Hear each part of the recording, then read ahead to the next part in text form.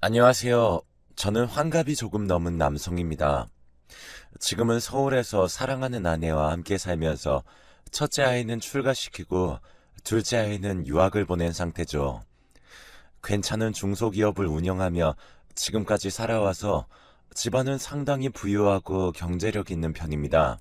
아내도 그렇고 아이들도 그렇고 하고 싶은 것은 모두 하게 적극적으로 밀어주면서 살아왔고 저 역시 하고 싶은 일은 마음 가는 대로 하고 살아온 사람입니다. 친구들도 비슷한 녀석들이 많았습니다. 제게는 같은 중학교와 고등학교를 나와서 대학까지도 같이 간 희한한 인연인 친구가 넷이나 있습니다. 다들 공부를 잘해서 가능한 일이었던 것 같기도 해요. 우리 다섯은 항상 같이 다니며 공부를 하거나 놀았고, 그래서 연애도 비슷한 나이에, 결혼도 비슷한 나이에 했습니다. 아이도 모두들 비슷한 나이에 낳았기에 아이들의 결혼도 비슷한 시기였죠. 그래서 참 좋긴 했던 것 같습니다.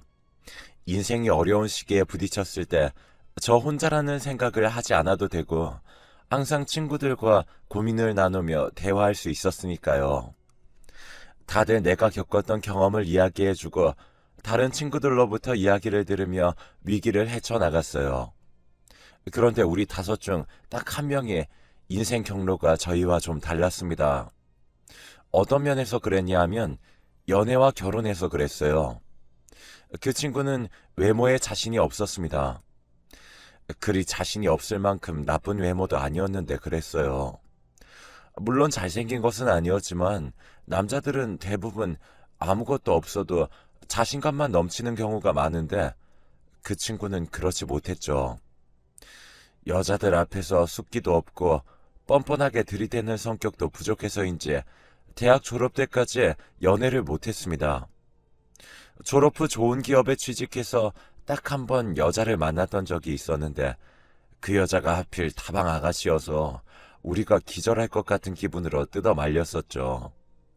아니나 다를까 그 여자가 순진한 친구를 완전히 뜯어먹고 임신해서 집에 들어앉으려고 덤벼서 그 친구의 부모님이 거의 졸도 직전까지 가게 되었답니다. 우리는 서로 부모님들까지도 잘 아는 사이였기 때문에 친구의 부모님이 기함하시는 걸 보고 저희도 놀랐었죠. 야, 김명수, 너 무슨 생각으로 그런 여자를 만났냐? 다른 여자들은 날 안 만나주잖아. 어떻게, 왜 널 안 만나줘? 명수 네가 뭐 어떻다고 그래? 국내 굴지의 대기업에 들어갔고 성격도 착하고 뭐가 모자라서. 모르겠어. 그냥 여자들이 싫어하는 것 같아. 아니 무슨 소리야. 그게 아니라 네가 너무 부끄러움이 많은 거겠지. 여자들한테는 남자들이 과감하게 다가가줘야 돼. 그러다가 싫어하면 어떡해? 싫어하면 그냥 신사답게 물러나주면 되는 거지. 야, 한 번에 성공하는 사람이 어디 있냐? 호감 가는 여자들한테 호감 표현하고 만약 아니면 그만두면 되는 거야. 뭐가 그렇게 어렵냐? 모르겠다. 난 정말 그게 너무 힘들어. 친구는 다방 여자와 헤어지고 나서 외로움을 토로했습니다.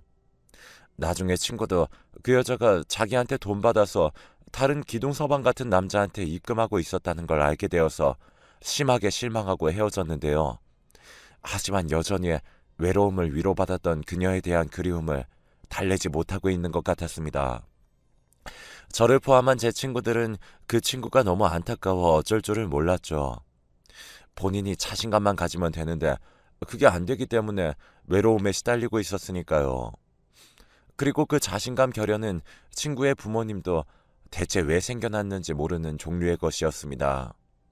그냥 타고나기를 너무 수줍고 부끄러움이 많은 성격으로 타고난 친구였어요. 그래서 저희는 모두 취업하고 난 이후에 그 친구에게 어지간히 여자를 소개시켜 주었습니다. 각자 20대 중후반쯤에는 모두 결혼에 성공했기 때문에 아내의 친구나 지인들 같은 인맥도 많았거든요. 회사에 있는 직원들 소개시켜주기도 했고 처갓집에 친척을 연결시켜주기도 했습니다. 하지만 희한하게도 그 친구를 만나고 돌아오는 여성들은 다들 난처하게 그러는 겁니다. 사람은 정말 좋으신데, 어, 아, 남자다운 매력이 없으시네요. 제가 소개해 주었던 아내의 친구분이 그렇게 말했죠. 그러니까 말하자면 친구는 아주 배려심 많고 착하고 좋은 사람이었지만 너무 착해서 남자로 보이지 않는다는 거였어요. 조금 더 여성을 리드해주면 좋겠어요. 라고 아내의 친구분이 말씀하셔서 그 충고도 해주었지만 상황은 그리 변하지 않았답니다. 저희는 꾸준히 노력했지만 그 친구는 본인이 어느 순간부터 포기했던 것 같습니다. 여자하고는 인연이 안 된다고요. 게다가 연애와 사랑에 대한 환상이 있었기에 중매를 통한 결혼은 하고 싶지 않았던 모양이에요. 사실 우리 친구들이 모두 연애를 하다가 결혼을 했기 때문에 곁에서 보기에 그것이 정상이라고 보였을 수도 있습니다. 우리도 중매 결혼도 아주 정상적이고 당연한 거라고 말하곤 했지만 친구는 귀담아 듣지 않았어요. 그리고 그게 언제까지 갔냐면 무려 환갑이 될 때까지 갔습니다. 네, 대단하죠? 저 같으면 아마 40 중반쯤에 다 포기하고 중매에 매달렸을 겁니다. 원래 혼자 살고 싶어 했다거나 외로움이 없다거나 하는 성격이 아니었는데도 말이죠. 50이 넘어서부터는 우리는 가능한 아내나 가족 이야기를 그 친구 앞에서 꺼내지 않으려고 조심했어요. 잘못 말하면 그 친구가 의도치 않게 상처를 입을 수도 있을 것 같아서 말이에요. 하지만 그 친구는 항상 가족들 이야기를 해달라고 먼저 청했고 그 이야기를 들으면서 외로움을 해소하는 것 같았어요. 네 아이들이나 아내가 참 고맙고 대견하다며 아이들에게 챙겨주라고 용돈을 주거나 해외에 다녀오면 선물을 사가지고 오거나 하는 일도 많았죠. 우리는 그 선물을 거절하지 못했습니다. 거절할 명분도 없었고 거절하면 친구가 매우 서운해했거든요. 친구가 돈이 없으면 그 핑계나 댈 텐데 문제는 우리 5명 중에 그 친구가 가장 사회적으로 성공했다는 겁니다. 저도 사업을 하면서 제법 윤택하게 살았지만 그 친구에 비할 바는 아니었거든요. 야, 이번에 명수 너네 회사 또 주가 올랐더라? 그러지 뭐. 운이 좋아. 이놈은 수십 년을 맨날 운이 좋대. 야, 그렇게 운이 계속 좋은 거면 네가 행운의 신이겠다. 아이, 그러게. 지가 고생하고 노력한 건 맨날 쏙 빼놓고 이야기하고. 그런 이야기를 하면 친구는 쑥스럽게 웃었습니다. 우리 앞이나 여자 앞에서는 부끄러움 많고 수줍은 친구였지만 회사를 경영할 때는 완전히 다른 대표님이었죠. 꽤나 과감하고 공격적인 경영에도 도가 터 있었고 우리는 친구의 경영 수완을 보면서 감탄하곤 했습니다. 회사에는 내가 아주 냉혈한이라고 소문났나 봐. 완전 워커홀릭에 일만 한다고. 친구는 모두가 모인 자리에서 시무룩하게 말하고는 했습니다. 뭐 일만 하는 건 사실이지. 가족이 있으면 절대 그러지 않을 텐데. 냉혈한? 야, 그 회사 사람들 보는 눈 진짜 없다. 아니야. 회사에서는 그렇게 볼 수도 있어. 내가 회사에서는 정말 일에 관한 이야기만 하거든. 공과 사는 정확하게 구분하잖아, 내가. 친구는 힘없이 웃으며 말했습니다. 어째서 저 오랜 시간 솔로를 유지해 왔나 싶었는데 아마 그렇게 회사에서는 완벽한 대표님의 모습으로 있어서 그랬던 모양이었겠죠. 누구도 다가갈 엄두도 내지 못하는 말끔한 대표님 모습으로 말이죠. 우리는 혀를 찼지만 거기에 대해 더 말을 붙이진 않았습니다. 여태까지의 경험으로 인해 어떤 말도 그 친구에게 도움이나 위로가 되지 않을 거란 사실을 알았기 때문이었죠. 그리고 우리는 앞서거니 뒤서거니 하면서 환갑을 맞이했습니다. 코올리게로 한 동네에서 만난 친구들이 환갑을 맞이하는 걸 보는 건 정말 이상한 일이었어요. 맨 처음 환갑을 맞이해서 식사를 함께 하게 된 친구는 환갑 이야기만 나오면 화를 냈습니다. 야, 요즘 환갑이 무슨 소리야. 그건 나이도 아니야. 100세 시대에 딱 중간 왔다 중간. 아니, 누가 뭐랬냐? 왜 그리 예민해? 어차피 우리도 몇 달 뒤에 다 너 뒤따라가. 친구들은 킥킥대면서 어린애들처럼 환갑 맞은 친구를 놀려댔습니다. 저 역시 마찬가지였죠. 환갑을 맞은 친구는 가족들이 환갑잔치 대신 식사를 함께 모여서 먹는 것도 못마땅하다며 화를 냈습니다. 나이를 언급하는 것 자체가 싫다면서요. 결혼을 못한 친구는 어색한 미소를 지으면서 말이 없었습니다. 지금 생각하면 그 친구는 아마 환갑을 맞이했을 때 축하해줄 가족이 없다는 사실을 떠올리고 있었던 것 같습니다. 인생 말년에 대한 위기감이 진하게 느껴졌을지도 모르죠. 그로부터 몇 달 뒤 우리는 매우 뜻밖의 소식을 들었습니다. 야, 명수 결혼한다는 전화 받았어? 노총각 친구로부터 연락을 받은 우리 친구들은 모두 모여서 놀란 얼굴을 하고 있었죠. 어느 날 저녁 갑자기 그 친구가 전화해서 자기가 결혼하게 되었다는 소식을 전한 거죠. 우리는 너무 놀라서 서로 얼굴을 쳐다보며 의아한 시선을 나눴습니다. 아니, 갑자기? 아, 그래. 몇 달 전만 해도 아무 일도 없었잖아. 그러게. 어떤 사람을 만나길래 환갑도 넘어서 결혼을 하겠다고 갑자기 그러는 거지? 친구들은 얼굴이 어두워졌습니다. 노총각 친구는 이미 젊었을 때 한번 다방 아가씨한테 넘어가서 큰일 날 뻔한 경험이 있었기에 더욱 그랬죠. 그리고 누가 봐도 환갑이 넘어서 갑자기 결혼한다고 나서는 일이 평범하진 않았습니다. 혹시 또 옛날처럼 또 그러는 건 아니겠지? 야, 설마. 아, 그런 소리 하지 마. 진짜 안 된다, 그건. 그래, 환갑 넘어 그걸 당하면 명수 완전 죽고 싶을 텐데. 설마, 이번에는 괜찮겠지. 다들 불안한 마음으로 친구를 기다렸습니다. 회사 때문에 바쁜지 조금 늦은 노총각 친구는 약속 장소로 와서 인사를 했어요. 얼굴이 무척 밝아서 여태까지 본 그 친구의 모습 중 가장 활기차 보였죠. 다들 모였구나. 야, 그래. 어떻게 된 거야? 갑자기 소식 들어서 놀랐어. 우리 전부 다 무슨 일이냐고 하고 있었다. 그냥 전화로 말한 대로 그냥 그렇게 됐어. 노총각 친구가 쑥스럽게 말했습니다. 지난번 모임 이후에 만난 여잔데 와인바에 갔다가 만난 사람이거든. 대화도 잘 통하고 무엇보다 날 잘 이해해줘서 결혼하기로 마음먹었어. 이번이 아니면 정말 죽을 때까지 기회가 없을 것 같아서. 와인바? 우리는 불현듯 걱정이 되어 친구를 쳐다봤습니다. 노총각 친구는 그 눈길의 뜻을 알았는지 얼른 손사래를 치더군요. 아니야. 옛날 그 여자 같은 사람 아니야. 제대로 회사 다니고 있고 남편이 폭력적이라 이혼한 사람이야. 그냥 만난 곳이 와인바일 뿐이야. 우리 회사 거래처 사장하고 같이 갔는데 거기서 어쩌다 보니 말을 트게 되어서. 친구들은 쉽사리 의심의 눈길을 거두지 못했지만 그래도 친구의 기뻐하는 얼굴을 보니 더 말할 수는 없었습니다. 노총각 친구는 정말 평생 보지 못했을 만큼 환한 얼굴을 하고 있었거든요.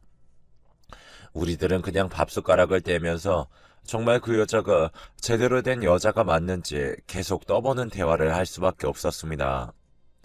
하지만 그 친구의 말만으로는 그 여자에 대해 정확히 알 수가 없었습니다. 친구 역시 우리가 계속 의아해하는 것을 알아차리고 쓴웃음을 지었습니다. 그만큼 평생 서로의 인생에 대해 잘 알아온 사이이기에 노총각 친구도 우리의 걱정을 이해했죠. 야, 너무 걱정하지 마. 내가 소개해 줄게. 그래. 일단 보는 게 좋겠다. 아주 우리 어머니가 없으니까 너희가 시어머니다. 그럼 가능한 빨리 보는 게 좋겠지? 올해 안에 결혼식 올릴 거니까. 올해 안에? 우리는 깜짝 놀라서 모두 노총각 친구를 쳐다봤습니다. 노총각 친구는 당연하다는 얼굴로 고개를 끄덕이더군요. 올해 가기 전에 결혼할 거야. 그래서 이제 은퇴하고 빨리 그 사람이랑 손잡고 여행 다니고 싶어. 야, 코로나 시국에 무슨 여행이냐? 뭐 제대로 된 여행은 아니더라도 서울 여기저기 구경도 다니고 나 너무 일만 하느라고 제대로 구경 다닌 적이 없단 말이야. 이제 어디 가더라도 외롭지 않을 테니까. 그렇게 말하는 친구의 얼굴이 너무 기뻐하고 있어서 우린 더 이상 말하지 못했습니다. 그냥 그로부터 일주일 뒤 친구와 그 여자분과 식사 약속을 잡고 끝낼 수밖에 없었죠. 그리고 식사 약속 날이 되어서 모두가 다시 모였습니다. 노총각 친구가 약속대로 여자분의 손을 잡고 나타났습니다. 우리는 여자와 자연스럽게 손을 잡고 나타난 그 친구가 너무 어색해서 우리도 모르게 쳐다보다가 얼른 일어나서 인사를 했죠. 안녕하세요. 처음 뵙겠습니다. 네. 처음 뵈어요. 그렇지 않아도 뵙고 싶었어요. 여자분은 환하게 웃으면서 저에게 인사했습니다. 우리 친구들은 서로 눈길을 주고받으며 의미심장한 표정을 지었죠. 나이가 50에 가까웠는데 친구의 나이를 생각하면 거의 띠동갑은 되어 보였습니다. 게다가 꽤 미인이었지만 화장이 너무 짙고 향수를 많이 뿌려서 곁에 가면 재채기가 날 정도였죠. 저희에게 그 여자의 첫인상은 그리 좋지 않았습니다. 옛날 그 다방 아가씨의 악몽이 떠오를 정도였네요. 명수 씨 친구분들답게 점잖으시네요. 말씀 많이 들었어요. 예. 저희도요. 우리는 사회생활에서 하던 버릇대로 무슨 일을 하시냐고 물었고 여자분은 능숙하게 작은 회사에 다닌다고 했습니다. 격리 일을 한다고 했고요. 그런데 희한하게도 그 여자분의 손톱은 너무 길고 화려해서 도저히 컴퓨터 타이핑을 할 수 있는 모양이 아니었습니다. 식사를 할 때도 거추장스러울 정도였으니까요. 그래도 사회에서 오래 굴러먹던 사람들이라 우리는 겉으로는 꽤나 화기애애하게 식사 자리를 이어갔습니다. 아주 명확하게 그 여자분이 눈에 거슬리는 행동을 한 것은 없었고 게다가 나이가 환갑이 넘은 사람들이 모여있으니 섣불리 말을 꺼낼 수도 없었으니까요. 그런데 어떤 말 끝에 여자분이 그러더군요. 저희는 가만히 있는데 오히려 쿨하게 자신의 상황을 이야기해서 놀랐습니다.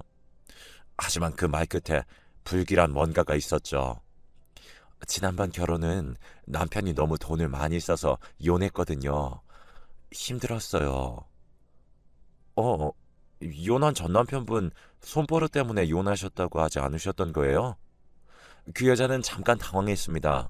친구 역시 의아한 얼굴로 그녀를 쳐다보았는데 아주 잠깐 사이 여자는 원래 표정으로 돌아가 슬픈 듯한 미소를 지었죠. 아니, 그러기도 했고 돈을 참 물쓰듯이 썼거든요. 여러 가지 이유로 이혼했죠. 그러셨군요. 말이 안 되는 이야기는 아니었지만 뭔가 예감이 이상했어요. 저와 친구들은 동시에 아주 기묘한 표정이 되었지만 친구는 그대로 납득하면서 슬픈 듯이 고개를 끄덕였죠. 회사에 관련된 일에는 그리도 기민하고 야가 빠졌으면서 사생활에서는 저렇게 둔하고 순진하다니 알다가도 모를 일이었습니다. 하지만 결정적으로 뭔가 이상하다는 확신을 얻지 못해서 우리는 노총각 친구에게 이상하다는 말을 꺼내지 않았습니다. 사실 환갑이 넘었으니 이제 결혼은 자기가 알아서 해야 했죠. 누구와 결혼하든 남은 인생도 얼마 없으니 자기가 하고 싶은 대로 해보는 것도 나쁘지 않았고요. 인생이 창창하던 20대 초반과는 다른 시기였습니다. 두 사람의 결혼 준비는 착착 진행되어서 아주 빠르게 결혼 날짜도 잡혔어요. 그해 11월이었는데요. 노총각 친구는 부모님도 돌아가시고 물론 자녀가 있을 리도 없어서 결혼 준비도 쉬웠습니다. 여자 쪽도 다행히 아이가 없고 부모님이 없는 상태라 홀가분한 몸이었죠. 그래서 바로 결혼이 가능했는데요. 우리가 결혼 준비를 도와주긴 했지만 크게 도울 일도 없었습니다. 11월이 되고 또 날씨가 추워져 갔습니다. 코로나 시국인지라 사람들을 많이 부르지는 못했고 적은 숫자에 가장 친한 사람들만 불러 모았습니다. 그건 여자 쪽도 마찬가지였고 하객은 수십여 명 정도밖에 되지 않았죠. 워낙 결혼식을 작게 하는 터라 식장 역시 하나밖에 없는 작은 건물로 정했죠. 공간이 작아서 저희는 안에서 기다릴 것도 없었기에 친구들끼리 모여서 식장 앞 카페에 가서 앉아 있었습니다. 야, 이거 그냥 두는 거 잘하는 짓일까? 각자 커피를 마시면서 조용하던 가운데 한 친구가 갑자기 그런 소리를 하더군요. 또 다른 친구가 거기에 화를 냈습니다. 아, 그냥 안 두면 어쩔 건데. 이미 결혼식장 앞이다. 아, 그건 그렇지만 아무래도 찜찜해. 안 그래? 그건 다들 마찬가지일걸? 그래도 뭐 지가 좋다는데 잘 살기만 하면 되는 거지. 그래. 그 여자분도 그냥 착하고 편한 남자하고 살고 싶었겠지. 명수가 워낙 착하잖아. 그렇긴 해. 돈도 넉넉하고 착하기도 하고 1등 신랑감이지. 결혼하면 또 얼마나 잘해주겠어. 아주 물고 빨고 할 거다. 눈 뜨고 못 볼걸? 이제 와서 신혼살림을 할 테니. 아이고, 벌써 불 보듯 훤하다, 야. 우리는 그 상상을 하면서 웃었습니다. 사실 여자분은 겉으로 얌전했고 노총각 친구가 잘 살기만 하면 큰 문제는 없었으니까요. 그런데 우리 뒤쪽 자리로 나이 50쯤 된 여성들이 들어와서 앉았습니다. 한껏 분을 바르고 머리를 볶아서 치장을 했지만 눈에 띄게 주름진 사람들이었죠. 우리도 늙은 마당에 이런 소리 하긴 뭐하지만 참 나이에 맞지 않는 차림새를 한 아줌마들이었습니다. 들어오자마자 마스크를 벗고 떠들기 시작하는데 립스틱 색은 너무 진했고 화장은 너무 하얗게 해서 마치 가면이라도 쓴 것 같았습니다. 향수 냄새도 지나쳐서 그 가까이에 앉은 친구가 눈살을 찌푸리며 피할 정도였거든요. 어머, 진짜 결혼하네?